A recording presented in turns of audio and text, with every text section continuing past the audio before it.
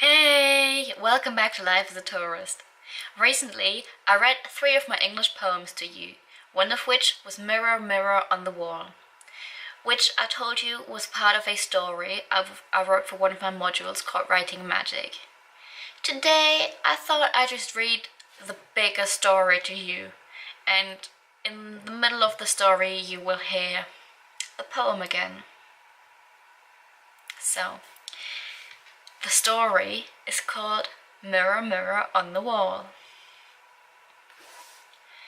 So here she was, all alone. An orphan. Or did she even qualify as an orphan when she was already 18 years old? Or when she had no idea whether her dad was alive or not? Never met him though. For all she knew, she didn't have a dad. And now, she didn't have a mum anymore either. She was all alone. 18 years young, Trixie had to know how to live life, how to plan a funeral, and how to handle all this bureaucratic stuff, like inheritance. Apparently, she'd inherited her grandma's house. She hadn't even known she had a house. Mum had never allowed her to see her or even talk about her, had always been insulting her, saying things like, "She's a witch, she's not from this world, we don't want anything to do with her." And now Trixie owned her house. Great. Dressed all in black to show her grief, she was on her way to inspect it. Not that wearing black was a change from her everyday clothes, but she'd felt she could go the extra mile this special time and even dye her hair black and wear one of those tiny black hats with a mini veil. She was standing outside a giant gate to an even bigger house. She checked the address one more time and entered. Wow, she hadn't known her grandma had been wealthy. She walked up the path to the front door and inserted the key. After a moment of hesitation, Trixie turned the knob and slowly opened the squeaking door. It was really cold inside. It smelled old, musty, dusty. She tried to find a light switch, but couldn't find one. Trixie pulled aside the heavy crimson curtains to let some light enter the dark wooden hall. There really weren't any light switches, or even any lamps to be exact. No electricity, seriously? No wonder Mom had described her as being from another world. She looked around. This place looked ancient. Wooden floor, walls and ceiling.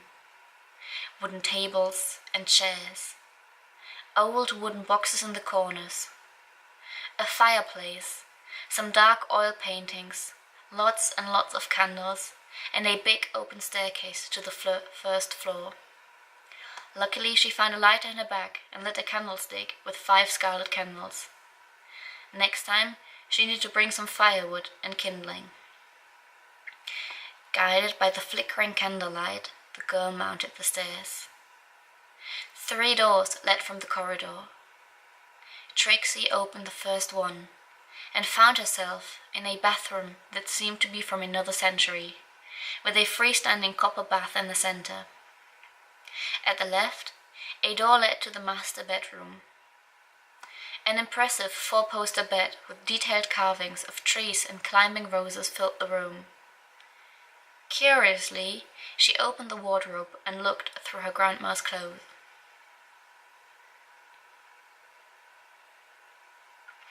It was packed with the most beautiful handmade dresses.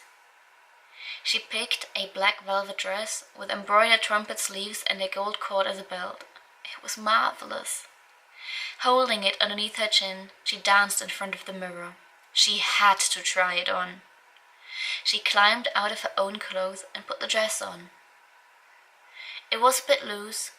She had to sew it tighter if she wanted to keep it, but she fell in love with it immediately. She kept it on as she continued inspecting the house. The last room on this floor was a sitting room, filled with dozens of bookshelves, an antique bureau and an armchair. Next time she would decide what to keep and what to sell.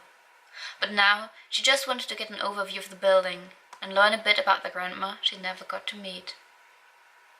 Trixie went back to the corridor and ascended up the stairs to the second floor, the attic. She opened the door at the top of the stairs and shone the light around the room. It seemed it hadn't even been in use anymore when her grandma was still alive. There were boxes everywhere and furniture protected and covered with white sheets. The girl put the candlestick down in the middle of the room and pulled away the first cloth. Underneath it, she found a round table with letters and numbers engraved all around it. Spooky! Did her grandma engage in seance up here? She continued removing the sheets of the other furniture. The rest seemed quite normal. Armchairs, grandfather clocks, wooden chests.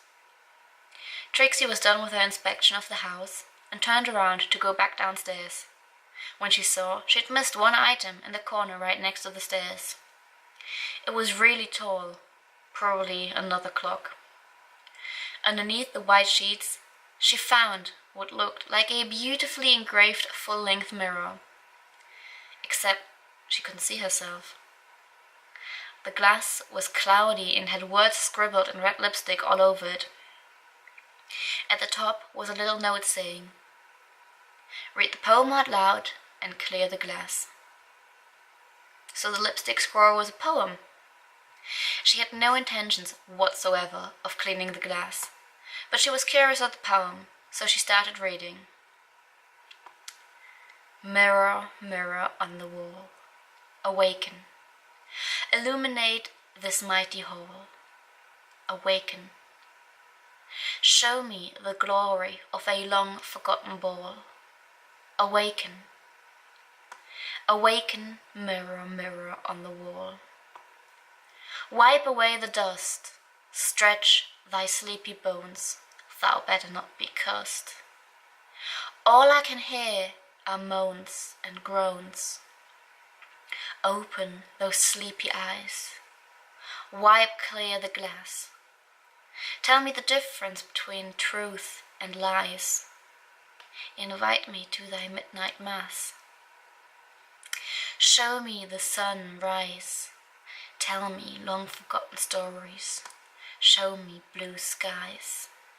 Remind me of desperate glories. Show me the sunset. Show me the full moon. Show me every thread. Show me thy beautiful rune. Show me the dark night. Show me who lived in these ghastly halls. Show me every count and night. Show me all their paintings on the walls. Tell me their worst crimes. Remind me of all the tragic thou hast seen. Invite me to thy darkest times. Show me all the magic thou hast seen. Tell me about thy history. Tell me about thee. Unravel the mystery. Tell me about me. Let the truth unfold. I can hear the forgotten soul's cries. Let the tale be told, and stop this castle's sighs. Mirror, mirror on the wall, awaken. Play me your compositions ad libitum. Mirror, mirror, awaken ad infinitum. Mirror, mirror, awaken. Mirror, mirror on the wall. As she spoke the last word, the lipstick vanished and the glass cleared. She could see her reflection in the mirror. No, that wasn't right. She could see herself in the mirror, but it wasn't her reflection. She couldn't see the attic around her. Instead, she was standing on a bed of moss in the middle of a forest. She was still wearing her grandma's black velvet dress, but she was barefoot now. "Beatrix," she heard a voice whisper. "Beatrix, sweetheart, don't be shy, no need to be scared." Without moving, Trixie saw herself moving. While she was still standing in front of the mirror, the other her was slowly exploring the forest. She was following the whisper of her name, feeling the soft moss under her bare feet, smelling the scent of pine needles and lilies. The atmosphere of the forest was mesmerizing. The tranquility made her feel angelic, like she was floating. It was so dark and yet so bright at the same time. She immediately felt at home. She belonged here. It was as if she'd always been here, as if the forest was part of a secret second life within her. In the distance, Trixie saw smoke rising into the sky. On her way towards it, she saw deer and bunnies and squirrels and all kinds of birds, and they were all following her. She'd never seen so many animals up close, never mind at once. Weren't they usually very shy and scared of humans? Definitely not those. They instantly trusted her and joined her march to explore the source of the smoke. As she got closer, Trixie recognized it wasn't smoke rising into the sky. There were millions of black symbols flying towards the clouds. She needed to get a closer look. What were those? Together with her new animal friends, she tiptoed through the moss. Amidst the trees was a stump with a wooden box on top of it. This had to be the source of the soaring symbols. And now she could see they weren't just any symbols. Beautifully curved musical notes ascended to heaven. She could not stop herself. She had to touch this mysterious box. It felt warm, pulsating. Quickly she pulled back her hand. Scared, she started to stroke one of the deer. It looked up to her and started to speak. No need to be shy. Why do you hesitate? Just open it. And so she did.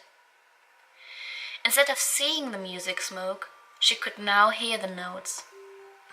It was one of those old jewelry boxes with a ballerina dancing to an enchanted waltz. The music was enthralling. Trixie felt like a Russian princess dancing through the forest. As she waltzed her way through the woods, she heard the faint sound of water. Together with her new group of friends, she followed it as if hypnotized. It led them to a stunning waterfall surrounded by the most beautiful exotic flowers, ferns and moss. The girl slid into the creek and played with the water flowing over her head. She swam with the fish, and through the clear water she found colorful, shiny stones. When she was tired, she lay down on the moss next to the deer and bunnies and let the setting sun dry her clothes. She was absolutely peaceful, calm, and content with herself and the world. The collected stones were glistening and sparkling in magical colors as the sun was descending behind the tree crown. The sky changed from a bright blue over a warm orange to an enchanting pink, to a calming, deep, deep purple, almost black. Trixie couldn't even see her own hand, but this lasted only a moment. The waterfall started to glow, and thousands of stars rose into the night sky. A few stars formed a circle, moved closer together, and melded into a full moon. In the silver gleam of the moon, the colorful stones started to shine again, blazing and sparkling brighter and brighter. From each stone, a spiral of twinkle was soaring. They sank back down and set foot on the ground. Each stone had turned into a different colored fairy. The one closest to Trixie had a wild mane like fire, white porcelain skin, and bright green eyes that shone like emeralds. She wore a felted green dress and a floral wreath of ivy and white lilies in her curls. Hesitantly, she walked up to the girl and took her hands. "Good evening, little girl. Welcome to the everlasting forest. I am Flora, fairy of all flowers and green." One after the other, the beautiful creatures introduced themselves.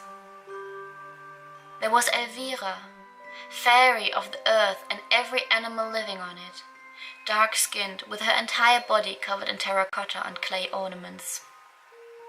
Aqua, fairy of the water and everything swimming in it, wearing a shimmering turquoise dress with pearls and shells braided into her blonde curls.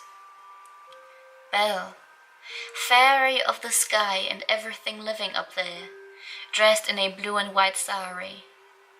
Layla, fairy of the four seasons, weather and time, in a bright pink and purple dress and hijab combination, with dark eyes and golden ornaments. And Paloma, fairy of fire and life, wearing a warm carmine dress and feathers in her dark hair. Trixie was overwhelmed. She had never in her life imagined to meet such wonderful, magical creatures.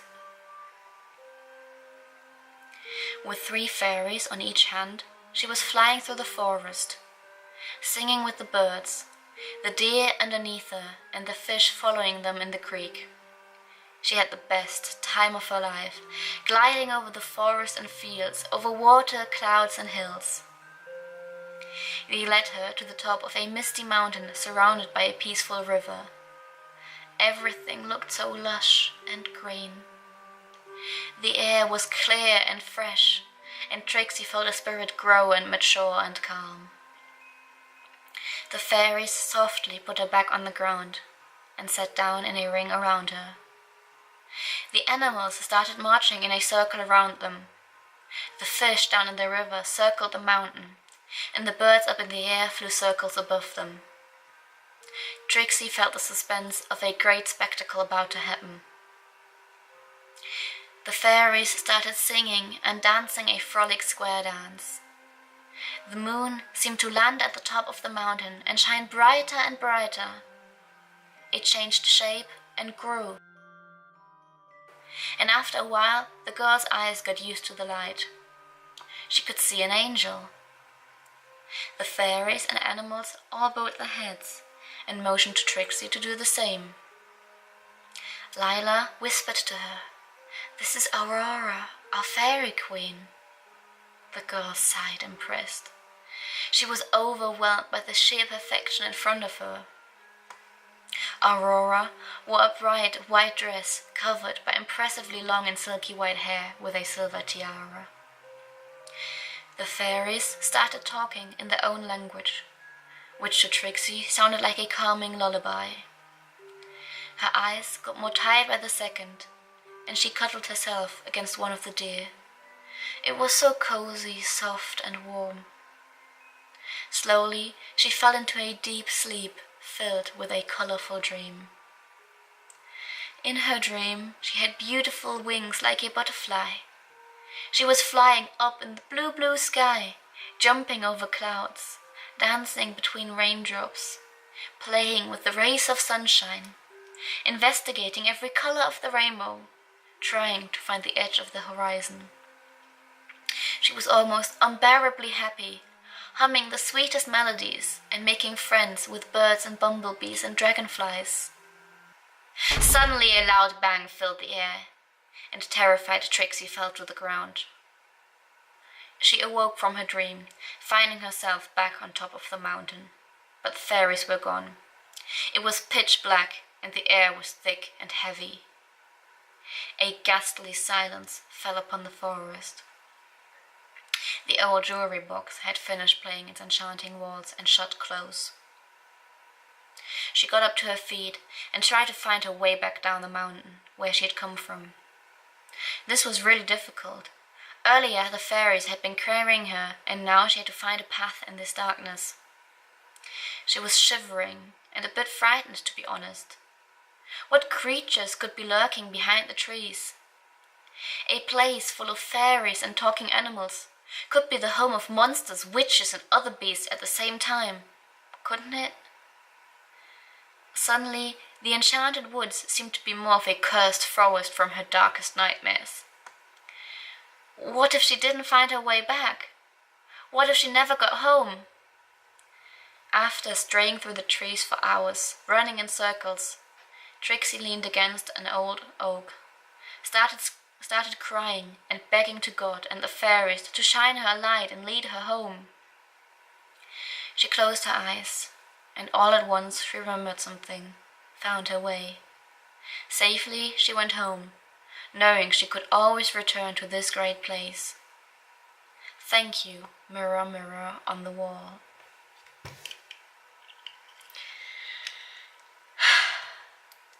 What did you think? I know this was quite long, but I mean, it's a story. Stories are always a bit longer. What did you think? Did you like my story? Do you like those kinds of videos? Please tell me. Thank you. Until next time. Bye.